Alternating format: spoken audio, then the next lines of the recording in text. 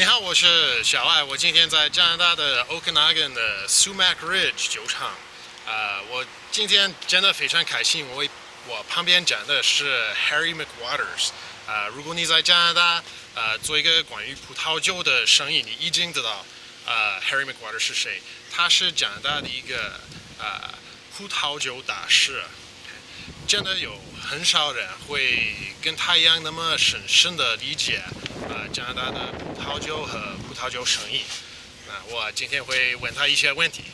Okay? All right. We'll switch to English. All right. So Harry, you've been involved in the wine industry in Canada for a long time. How would you describe your involvement in the wine industry? Well, I've watched it grow from its total infancy to a very credible, internationally reckoned with wine region, although very small and modest in our total acres that we're growing grapes in, but we're certainly getting great rural acclaim for the quality of wines that we're growing here.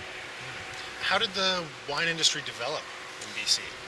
Well, the first plantings go back, the first wineries back into the 1920s, but in those days they were tended to be high alcohol, sweet wines, and it wasn't until we got into the 60s that there was a demand for drier table wines.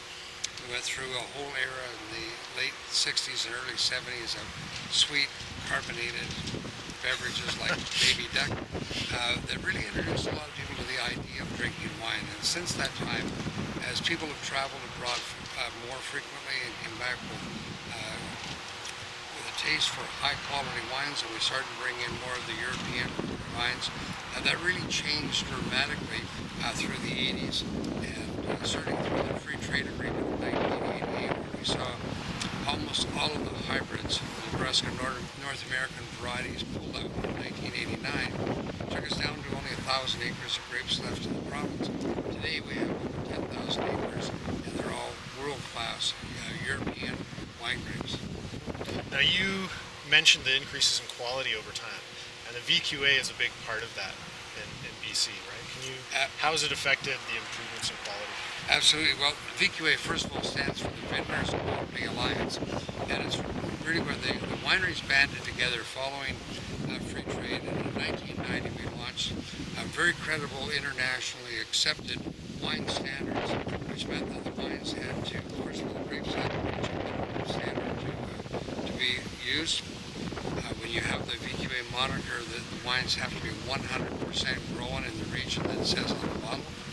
The standards are very rigid because we were a new entry to world wine appellation standards. We had to make sure that we were just a little more holy than the Pope. Now, in China and in Asia, a lot of people know Canada for ice wines. Is the Okanagan producing a lot of ice wine? The Okanagan produces a modest amount of ice wine, and it's really what we've been known for internationally as our first entry in the world of wine internationally as a luxury beverage. But the reality is it's a very small portion of what we produce, so we're really very much into the red, white table wine market, dry table wines. And there's over 200 wineries right now in BC, right? There are, yes, substantially more than 200. How many wineries, or what kind of percentage, are now producing really high quality wines that you think can compete on an international scale? Many of those. And almost all of them will have varying degrees of quality and style, but it's very difficult today to go out and buy a bottle of wine that says VQA on it that you wouldn't, if you like that variety, that you wouldn't like, that it's really your assurance that the wine is high quality. It goes through a tasting panel that certifies that this wine makes a quality statement, is true to varietal characteristic, and that it's clearly fault-free, at least on the day that it was tasted. And you talked about a lot of different international varietals coming in, right? And the Okanagan is actually quite a large region from north to south. It is. Unlike most wine regions of the world, that we are profiled north to south. So you get right down to the south end of the Okanagan Valley, right on the U.S. border, and we get quite a bit different climatic conditions there, different soil conditions. As you move up the valley, that you get, again, different soil conditions, cooler temperatures in some spots. And so as a result, we have over 60 commercially viable different grape varieties that we grow. And so that really adds to the diversity. So when you take the diversity of variety, add to that varietal or personal preferences of winemakers and style, and then the various vintages, we have a wide range of styles that are very unique. And like other places in the world, they're really a reflection of the place and the time in which those wines are produced. So do you say if someone is getting to know the Okanagan and they want to understand Okanagan wines, it's not really possible to just say this is a signature Okanagan wine. You've got to kind of break it down a little bit more. You've got to understand the different regions of the Okanagan, what they produce as their best from vineyards, winemakers. Certainly. Let me take a single variety and use it as an example. Let's say Pinot Blanc, which originated in Oregon. It's adapted extremely well. The white varieties that really is part of the backbone of the industry. And if you grow it in the south end of the valley, it makes a big, bold, voluptuous style of wine. Particularly if you then ferment it in oak and age it in oak. Whereas you can take it in other parts of the valley where it produces a very clean, crisp, lean, racy type of wine with no oak, and it just goes with a radically different style of food and character. You question whether it was really the same grape variety. It's adapted to those regions extremely well. Great. Now, if we look at other New World wine regions, a lot of the really well-known New World wine regions, they've developed a big reputation or developed a lot of recognition with average wine consumers for producing huge volumes of acceptable quality wine that's sold on a massive scale. Is the Okanagan, do you think it will ever be able to produce things on a scale like that, or is it, No. how's it going to work? No, these are about small lot, handcrafted wines. And if we talk a little bit about what the differences are in the Okanagan Valley, let's take just the climate for starters. And we'll talk specifically just about the South Okanagan. In the South Okanagan, we can boast more hours of sunlight than any other place in North America. If we talk about light intensity, which stimulates photosynthesis in the plants and gives you unique character, we get greater light intensity than any other viticultural region anywhere in the world.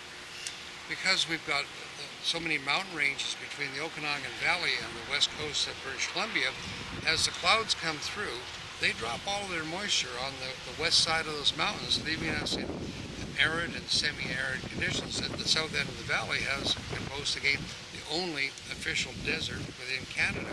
And rather, we couldn't grow grapes there if it wasn't for irrigation. Fortunately, we have an abundance of water to be able to do that. So here we have rain shadow, light intensity, the greater number of hours of sunlight. We also can boast more heat units in places that Napa or Sonoma that are internationally acclaimed, that with the heat that we get by day gives us lots of sugar and maturity in the grapes. But what happens is because we're desert, we cool off fairly dramatically at night and in the winter, which is really what builds the character of the wine and gives us an abundant natural acidity. And it's that combination of acid and sugar that really develops fine wines in the vineyard that make them so food friendly to go with a wide range of different food styles. So it sounds like getting to know the Okanagan, there's not going to be any signature for the whole Okanagan, but someone getting to know it could find that there is a unique character here. There's numerous areas that have unique character that are producing really distinctive wines, small lots, and high quality. There's a lot to explore. There really is. And so by the time you add the winery's philosophy to the different grape varieties or clones, then how it's treated both in the cellar and in the vineyard, then you have just a myriad of different styles of wines that the commonality is that they really are very compatible with food. But as far as the diversity is, they're extremely diverse. I can think of no region in the world that offers the same diversity within the same grape varieties. That you're not going to find somebody say, this is typical Okanagan, that because 10 wines from the same vintage or the same grape variety can be radically different and be very typical of the ground that they're growing in. So if we look at an international scale again, what do you think the heights are for the Okanagan? So how high can the Okanagan reach?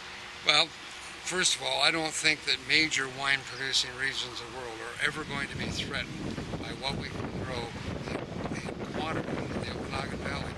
That, we have 10,000 acres today.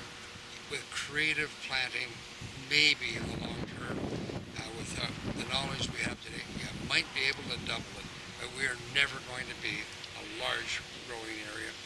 What we are going to be is a collection of small producers with wines that come from specific blocks of vineyard that have a unique characteristic, that are a reflection of the producer and the ground and the year that it was grown in. So, last question, what, if there was a new consumer of the Okanagan wines, any advice you would give them on getting to know it?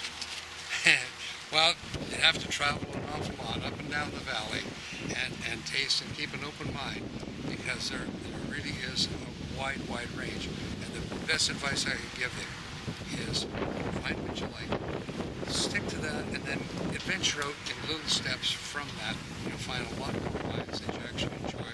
And after a few years, you'll probably have a much broader experience than you thought you would have.